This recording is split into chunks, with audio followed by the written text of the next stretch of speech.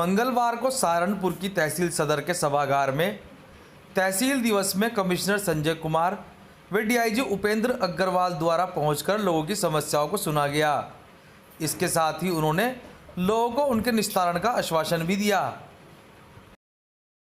दुकानें लगती हैं वो कैसे लगेगी, कहाँ लगेगी, इसको चेंज करना है या क्या करना है, उसको भी आप सब देख लीजिए। ठीक है, तो इसकी तैयारी आप लोग करना शुरू करिए अभी से, क्योंकि पर्व में बस मुश्किल से नवरात्र जो है आपको 10 दिन है वक्त, 10-12 दिन वक्त, तो आप अभी से तैयारी उसमें लगेगी, आपको समय देना पड़ेगा।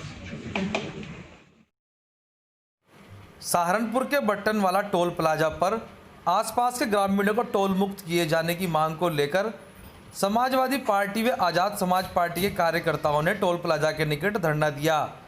उनका कहना है कि जब तक आसपास के ग्रामीणों को टोल मुक्त व जिनकी ज़मीनें गई हैं उनको सरकारी नौकरी नहीं मिलेगी, तब तक हमारा धरना प्रदर्शन इसी तरह जारी रहेगा। साथियों, आप सबको मालूम है बट्टर वाला जो टोल प्लाजा का मामला चल रहा है, उसमें पिछले 3 तारीख को एक पंचायत बुलाई गई थी और जिस पंचायत में हमारे टोल प्लाजा के मैनेजर और एसओ साहब आए थे और उनके सामने बात रखी गई थी कि 2 दिन के अंदर अंदर या तो लोकल लोगों का टोल मुक्त किया जाए और जिन लोगों की ज़मीनें गई हैं उनके परिवारों को एक सरकारी नौकरी दी जाए। और अगर 2 दिन के अंदर आप ये काम नहीं करते तो हम 6 तारीख को यहाँ पे धरना देना शुरू करेंगे। आज 6 तारीख थी, हमने आज यहाँ पे धरना दिया, जिसमें हमारे जिलाध्यक्ष रुद्रसेन जी, भीम आर्मी और आज़ाद समाज पार्टी जिलाध्यक्ष और समाजवादी पार्टी सभी कार्यकर्ता यहाँ आए। मावी अली हो, उमर अली खान हो, सब तमाम लोग यहाँ पे आए और आज ये बात तय हुई कि जब तक ये मामले का हल नहीं होगा हम यहीं पे ही रात दिन धरना देने का काम करेंगे। निजीकरण के विरोध में विद्युत कर्मचारी संयुक्त संघर्ष समिति का धरना आज मंगलवार को घंटाघर स्थित बिजली घर में दूसरे दिन भी जारी रहा, जिसमें कर्मचारियों ने जमकर नारेबाजी करते हुए कहा कि जब तक हमारी मांग पूरी नहीं होंगी तब तक हमारा धरना अनिश्चितकालीन इसी तरह जारी रहेगा। ये हमारा विरोध प्रदर्शन निजीकरण को लेकर के पूर्वांचल को है, जिसके संबंध में दूसरे दिन लगातार हमारे पूर्णकालीन धरना प्रदर्शन है, विरोध सभाएं कर रहे हैं हम लोग, जिसकी वार्ता कल 5 तारीख में ऊर्जा मंत्री जी से हुई और उनकी सहमति बन गई। उसके बाद अध्यक्ष महोदय द्वारा जो है कि समझौते पर साइन करने से मना कर दिया गया और जिसके संबंध में हमारे केंद्र कारिणी जो है केंद्र की, उन्होंने निर्देश दिया है कि हम इसी प्रकार से धरने को यथावत जारी रखेंगे। हमारी रणनीति कुछ विशेष नहीं है। हमारी अगर जो है कि मांगे नहीं मानी जाती हैं तो इसके लिए हम जो है अपने केंद्र से जो भी निर्देश आएंगे उनका 100% पालन होगा। सहारनपुर के आबकारी विभाग व थाना देवबंद पुलिस की संयुक्त टीम द्वारा मुखबिर की सूचना पर बिना परमिट के ट्रक से भांग लादकर कानपुर ले जाने वाले 3 शातिर अभियुक्त रियाजुल हसन, अश्वनी कुमार शर्मा व ताहिर को गिरफ्तार किया गया है, जिनके पास से पुलिस ने 804 प्लास्टिक के कट्टों में पीसी हुई भांग, 848 प्लास्टिक कट्टों में बिना पीसी भांग, 1 मशीन व 1 ट्रक भी बरामद किया है। ये थाना देवबंद की टीम और आबकारी टीम की संयुक्त रूप से रास्तम गांव में मुखबिर की सूचना के आधार पर एक भांग बनाने वाली फैक्ट्री पर छापामारी की गई थी, जिसके अंतर्गत वहाँ से बिना परमिट के जो ट्रक में लादकर भांग को ये कानपुर ले जाया जाता था, उसकी भारी मात्रा में बरामदगी हुई है। इसके अंतर्गत कुल 408 कट्टे पीसी हुई भांग, साथ ही साथ 848 कट्टे बिना पीसी हुई भांग बरामद हुई है और इसमें 3 अभियुक्तों को गिरफ्तार किया गया है। साथ ही साथ एक ट्रक भी बरामद हुआ है और इनसे पूछने पर मालूम चला है कि ये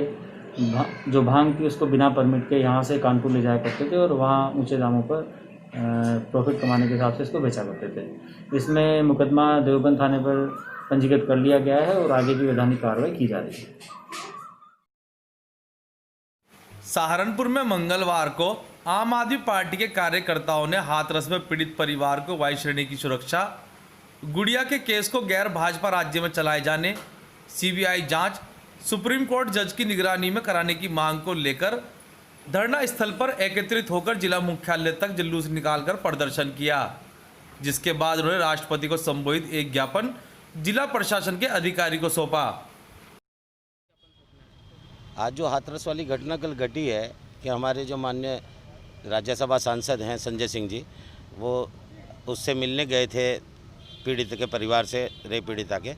तो वहाँ पर जो है उन्होंने जब पीड़िता के परिवार से मिल के निकले तो उनके ऊपर भाजपा का जो कार्यकर्ता है, जिसकी फ़ोटो भी वायरल हो चुकी है वहाँ पर, और उसने दीपक शर्मा ने उनके ऊपर शाही फेंकने का काम किया है। तो हम एक तो उसका विरोध कर रहे हैं और पीड़ित परिवार को वायु श्रेणी की सुरक्षा दिलाने की बात कर रहे हैं। इसके अलावा हमारा ये कहना है कि जैसे दिल्ली में यही घटनाएं घटी थी जब अरविंद केजरीवाल जी के साथ और उनके ऊपर शाही फेंकने का काम किया गया था, तो वो शाही फेंकी जरूर अरविंद केजरीवाल जी के ऊपर थी, लेकिन कालिक जो है बीजेपी के मुंह पे लगी थी और इसीलिए वहाँ पे सत्ता में से सब साफ हो गए, झाड़ू फिर गई थी वहाँ पर। यही काम अब यूपी में भी जनता करने जा रही है, क्योंकि संजय सिंह जी के ऊपर शाही फेंकी गई, तो अब संजय सिंह जी जो है यहाँ के मुख्यमंत्री बनेंगे यूपी के और यहाँ सब पार्टियों का सफाया कर देंगे। सहारनपुर में मंगलवार को शिवसेना का एक प्रतिनिधिमंडल जिला मुख्यालय पहुंचा, जहां पर उन्होंने उत्तर प्रदेश में बढ़ते क्राइम और बलात्कार की घटनाओं को लेकर मुख्यमंत्री को संबोधित एक ज्ञापन जिला प्रशासन के अधिकारी को सौंपा और ऐसी घटनाओं पर रोक लगाने की मांग की। आज हम सभी शिवसेना वाले यहाँ पर डीएम कार्यालय आए हैं, जिसमें माननीय मुख्यमंत्री जी को माननीय महोदय जिलाधिकारी द्वारा एक ज्ञापन प्रेषित दिया जा रहा है, जिसमें कि प्रशासन द्वारा आज हमारी माताएं बहनों के साथ कोई भी पीड़ित परिवार अगर थाने में जाता है, उनकी शिकायत को लिखा नहीं जाता, अगर लिखा भी जाता है तो एक तसल्ली दे करके उसे एक फ़ाइल में नोट करके रख दिया जाता है, उसे अमल में नहीं लाया जाता। जिससे हम सीएम साहब से मांग करते हैं कि इससे अच्छा तो यह है कि अगर प्रशासन उनकी बातों को ध्यान नहीं देता तो सीएम साहब ही इस्तीफ़ा दे दें, जिससे प्रशासन को कोई और तो आगे मिले, जिससे प्रशासन भी आगे काम करने लगे और हमारी माताओं बहनों की कार्रवाई हो सके, किसी भी प्रकार से कोई दिक्कत ना आए। सहारनपुर के हकीकत नगर स्थित धरना स्थल पर छात्र संघर्ष समिति का धरना मंगलवार को 30वें दिन भी जारी रहा, जिसमें अध्यक्ष संजीव दुर्जन की भूख हड़ताल को भी 20वां दिन हो गया। आज धरना स्थल पर विभिन्न संगठनों के लोगों ने पहुंचकर डॉक्टर संजीव दुर्जन व छात्र संघर्ष समिति को अपना समर्थन देने की घोषणा की। और हमारी ज़्यादा बड़ी मांग भी नहीं है छात्रों की छात्रवृत्ति। मैं जानना चाहता हूं, अगर घपला किया है तो कॉलेज के लोगों ने घपला किया है, जो कॉलेज के मालिक हैं उन लोगों ने घपला किया है। सरकार उन्हें सजा दे इस चीज़ की, या सरकार प्रशासनिक लोगों जो समाज कल्याण अधिकारी हैं प्रत्येक जिले में बैठे हैं यूपी में, उन लोगों ने घपला किया है। सरकार छात्रों को इतनी बड़ी सजा कैसे दे सकती है? उन लोगों को शिक्षा से वंचित कैसे रख सकती है? यदि सरकार को सजा देनी है तो प्रशासनिक लोगों को और कॉलेज के मालिकों को, उन लोगों को सजा दे जिन लोगों ने घोटाला छात्रवृत्ति में किया है या शुल्क प्रतिपूर्ति में घोटाला किया है। सरकार उन लोगों को मत बचावे, या बीजेपी सरकार, क्योंकि बीजेपी के लोगों के कॉलेज हैं, उन लोगों को क्यों बचाने का प्रयास कर रही, उन लोगों के बजट क्यों काट रही है? मैं बोलना चाहता हूं कि सरकार उन लोगों को सजा दे, उन लोगों की जांच करावे सभी कॉलेज वालों की, और प्रशासनिक अधिकारियों को उन लोगों को सस्पेंड करे। धन्यवाद। सहारनपुर में family of blood donor trust से जुड़े भरत कोहली व उनका परिवार डेंगू के मरीजों के लिए प्लेटलेट्स व गंभीर बीमारी से जूझ रहे मरीजों को बहुत ही दुर्लभ